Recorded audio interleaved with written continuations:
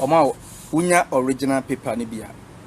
Paper no a ye de scam. Unya paper ni bia. Ekwan a befa so obi twa no. Na kire. Ena we a ye de twitwa you see paper. Ubetumi nso ama ubi mo amwo Ghana. Ubetumi ama ubi de bi fra bruchire akọ Ghana.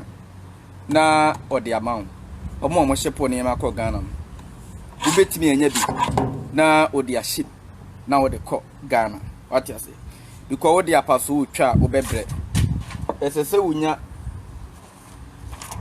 ade bi a ebetumi etwa paper no smooth. What you say? Na bibia aye nice. Na de tiem. Da na me ka sin bi kire mo say. Ohwe sofo bi kaya odamu. Ohwe edan a wasie ne mansions bi a wasie ne adwuma a wono so wonya adwuma. O calculate na asore no size. Ene na asore fo no collection o mutuo nyina collection ni ntimi nsi sa da ne ma no. What you say? Osofo no so nya adwuma bia o kokan wo so odi in fact our Genesis in here before and some of how many are next this was the ohiane and I'm here the ball 1000 we are sit men sign ko top all you do back et to say back be 100 Genesis with 5 then here the man contract be in prayer our community some ko to you for oil 2500 be a 75 near the next yes, I'm saying about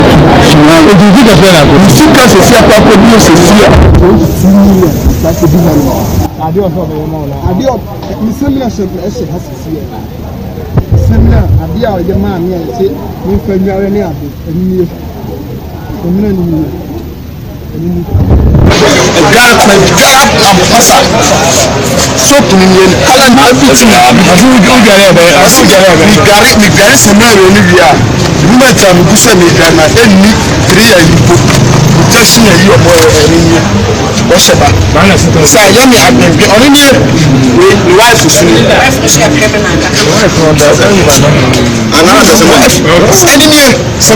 almost 1 point something. And I was begging them before they do this show for me.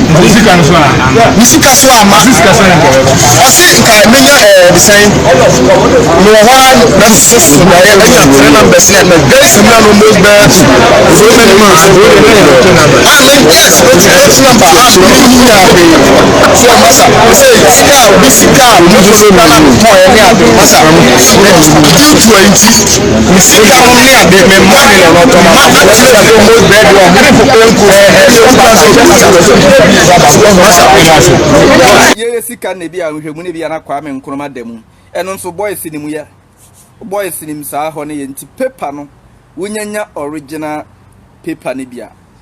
Process is what gives real paper money that crisp feel that's nearly impossible to duplicate. The paper makers also add some amazing high-tech secrets. Nobody is dealing cocaine in Ghana.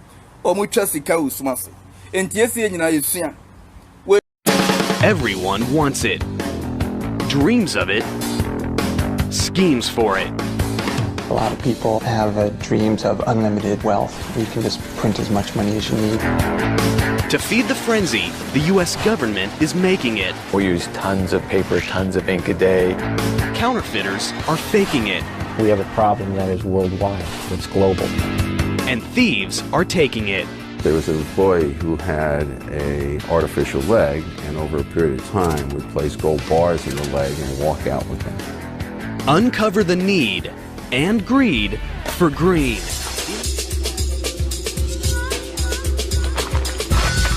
Cash, a big stack of greenbacks. Nothing in the world gets the pulse racing faster. Most of us earn it the hard way, but others have shortcuts. It's a battle between those making it and those faking and taking it.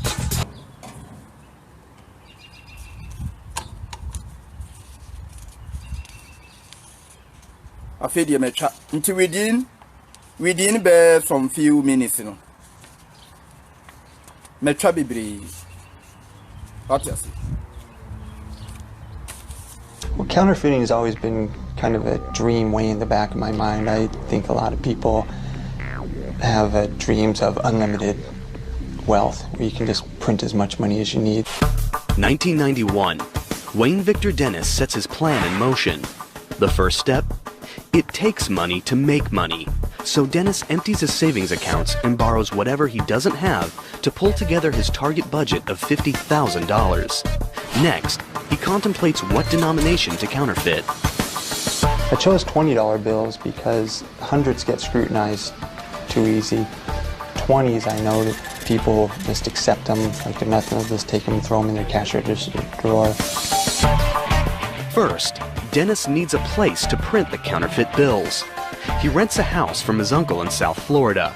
He soundproofs a secret room, then moves in a 750-pound offset press that he picked up from a printing supply house.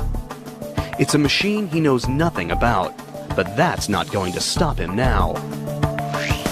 What was supposed to be a 2-year vocational school, I taught myself in 2 weeks through experimentation. Dennis now begins the plate making. Using a stationary camera, he photographs 4 brand new $20 bills. It's at this stage when Dennis knows he's crossed the point of no return. Once you start photographing the money and you have negatives, then that's when you start getting nervous, because now there's evidence against you. The next step? He needs paper, but not just any paper. It has to have the distinct weight and texture of money. Unfortunately, the only paper that has no watermarks is standard typing paper. Without paper thick enough to pass as cash, Dennis's counterfeiting scheme could be shut down way before payday. But he's persistent. He comes up with an idea, a chemical solution, his own concoction that builds the paper thickness to 24 pounds, the weight of real currency. Now, what about the ink? I had to figure out some way to get that paper colored green like currency. But the color of money isn't easy. The wrong shade could send him to the slammer. Dennis is determined, though, to get it right, so he takes his biggest risk yet. He actually cuts off the corner of a real bill and sends the tiny sample to an ink manufacturer. A bold move that could be his biggest mistake. And I figured Secret Service would be knocking on my door right shortly thereafter. Days go by. Dennis's mind races with fear. Will the ink or the feds arrive at his doorstep?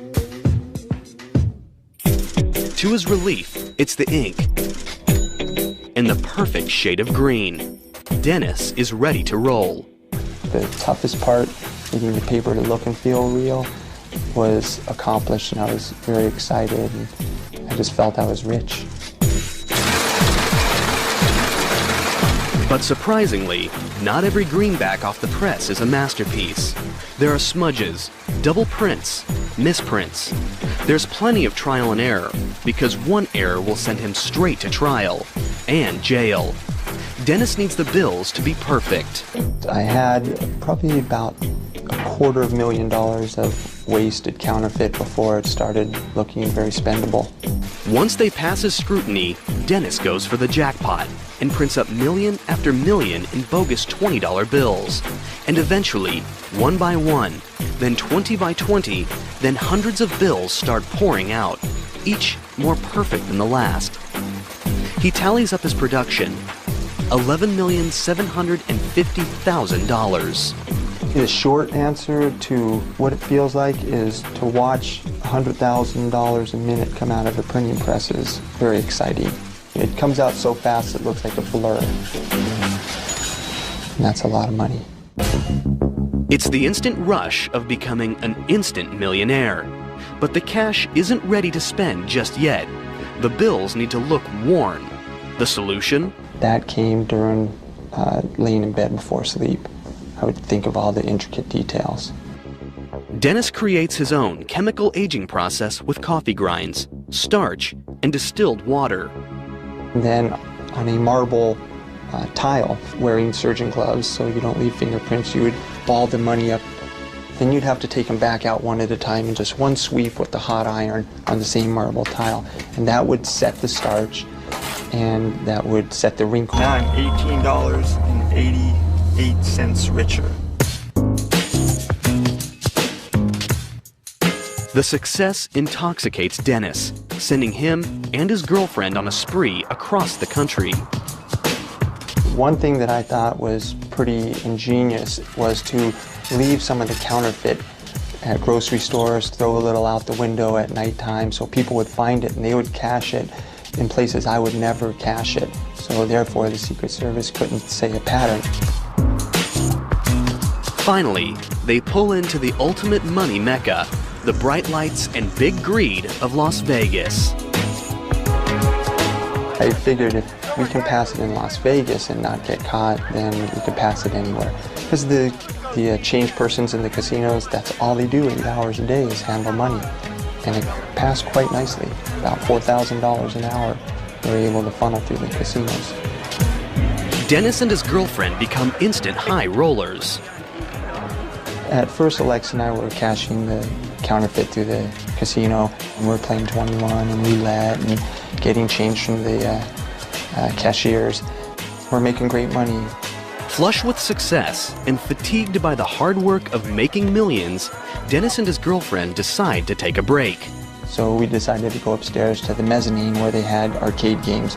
Ironically, it's when they let their guard down that the stakes get their highest yet. Dennis passes off a counterfeit 20 to a teenage employee at an arcade game. She's not experienced with big cash, but she has a nervous habit that's about to expose his entire operation.